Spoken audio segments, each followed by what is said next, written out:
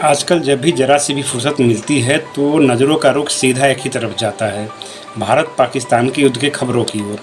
इस वीडियो में हम जानेंगे कि भारत और पाकिस्तान के बीच अब तक हुए सभी कितने युद्ध हुए थे, कैसे पाकिस्तान ने हर बार कायरता दिखाई, छुप कर वार किया और अंत में शर्मनाक तरीके से पीछे भी हट गया।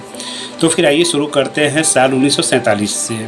भारत पाक युद्ध 1947-48, जिसको कि हम पहला कश्मीर युद्ध कहते हैं। भारत विभाजन के तुरंत बाद पाकिस्तान ने कश्मीर पर कब्जा करने के इरादे से कबायली लड़ाकों को भेजा।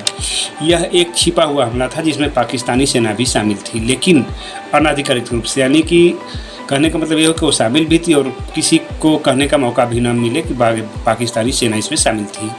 भारत की प्रतिक्रिया क्या हुई कि भारत ने महाराजा हरि सिंह के अनुरोध पर कश्मीर को भारत में शामिल करने के बाद सेना भेजी।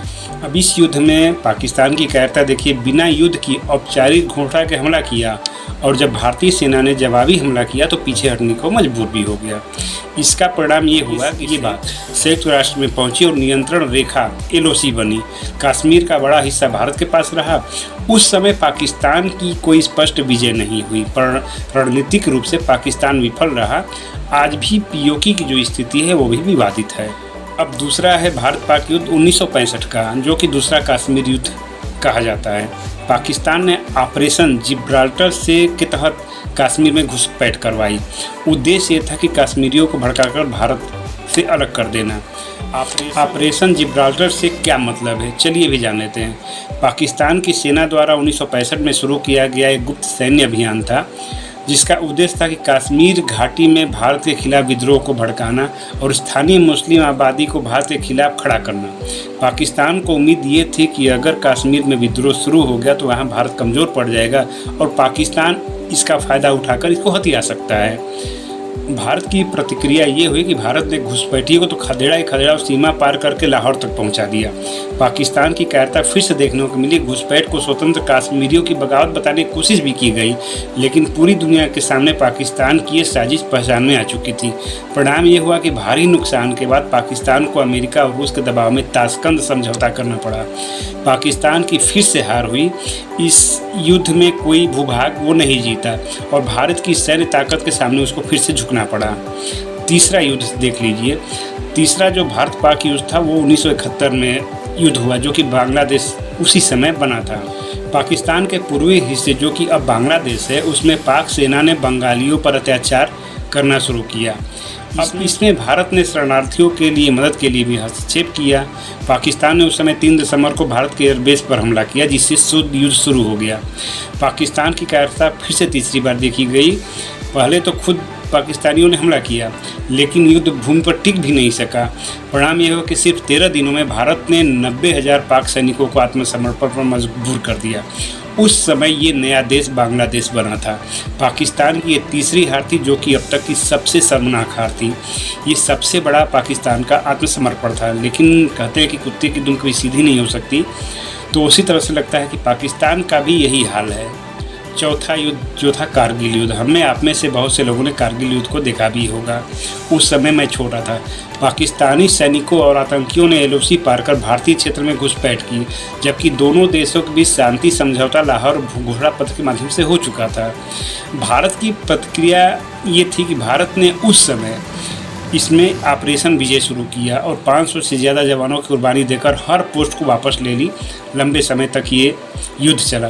पाकिस्तान की कायरता चौथी बार देखी गई। पाकिस्तानी सेना घुसपैठ को आतंकियों का काम बताया, फिर भी भारत ने सबूतों के साथ पाकिस्तान को बेनकाब उस समय कर दिया था। परिणाम ये हुआ कि युद्ध में हार के बाद और अंतर्राष्ट्रीय दबाव में पाकिस्तान को पीछे हटना पड़ा। पाकिस्तान की युद्ध में न तो सिर्फ हार हुई, बल्कि पूरी दुनिया में बदनामी भी झेलनी पड़ी। लेकिन बार बार बदनामी झेलना पाकिस्तान के लिए तो आम बात है। अब अन्य उल्लेखनीय घटनाएं भी मैं बता दे रहा हूँ। 2016 में सर्जिकल स्ट्राइक। उरी हमले के बाद भारत ने पाकिस्तान अधिकृत कश्मीर में आतंकी ठिकानों पर हमला किया। पाकिस्तान इनकार करता रहा, लेकिन दुनिया को इसका जवाब मिल गया कि वास्तव में इसमें पाकिस्तान का ही हाथ है। 2019 में बालाकोट एयर स्ट्राइक। पुलवामा हमले के बाद भारत ने बालाकोट में आतंकी ठिकानों पर हमला किया। पाकिस्तान ने जवाबी हमले में ही विंग कमांडर अभिनंदन को भी पकड़ लिया, लेकिन अंतर्राष्ट्रीय दबाव में और भारत के आगे 48 घंटे में विंग कमांडर को छोड़ना पड़ा। आप लोगों ने पाकिस्तानी वीडियो में देखा भी होगा जो कि वायरल हुआ था कि पाकिस्तान वालों ने कितनी नौटंकियाँ की थी और 2025 में पहलगाम पर जो आतंकवादी हमला किया गया। देखिए, पहलगाम का मतलब होता है भेड़ों का गाँव। यह समुद्र तल से लगभग 7,200 फीट यानी 2200 मीटर की ऊंचाई पर बसा हुआ है। इसे मिनी स्विट्जरलैंड भी कहा जाता है। कुछ लोगों का कहना है कि ऑपरेशन सिंदूर के बाद युद्ध विराम नहीं होना चाहिए, पूरी आर पार की लड़ाई हो जानी चाहिए। देखिए, कुछ लोगों का तर्क है, मैं खुद नहीं कहता कि आखिर इसमें युद्ध विराम होना चाहिए कि नहीं होना चाहिए, लेकिन जब एक देश पर हमला होता है, जब निर्दोष लोगों की लाशें सड़क पर बिछा दी जाती हैं, जब मंदिरों, स्कूलों और बच्चों को निशाना बनाया जाता है, तब क्या एक स्वतंत्र राष्ट्र का जवाब सिर्फ शांति का अपील होना चाहिए? ऑपरेशन सिंदूर भारत का साहसिक और निर्णायक कदम था। आतंक के आकाओं को उनके घर में घुसकर सबक सिखाना जरूरी था, लेकिन अफसोस ये हो रहा है कि जैसे ही दुश्मन डगमगाया, हमने फिर से वही गलती दोहराई, युद्ध विराम। आखिर युद्ध विराम क्यों? क्या दुश्मन ने माफ़ी मांगी? क्या उन्होंने आतंकवाद को त्यागने का वादा किया? इतिहास गवाह है कि हर बार जब भारत ने युद्ध विराम किया, पाकिस्तान ने जवाब में हमेशा धोखा ही दिया है। 1948 हो, 1965 हो, 1999 हो, हर बार हमने दया दिखाई और उन्होंने कायरता से वार किया। अब सच बताएं तो शांति की भाषा उन्हीं से बोली जाती है जिनमें इंसानियत बची हो, और आतंकियों से तो इंसानियत की उम्मीद करना सबसे बड़ा धोखा है। यदि आप ये वीडियो देख रहे हैं तो इसमें आपकी क्या राय है, कमेंट में ज़रूर बताइएगा। वीडियो में अंत तक बने रहने के लिए आप सबका बहुत बहुत धन्यवाद।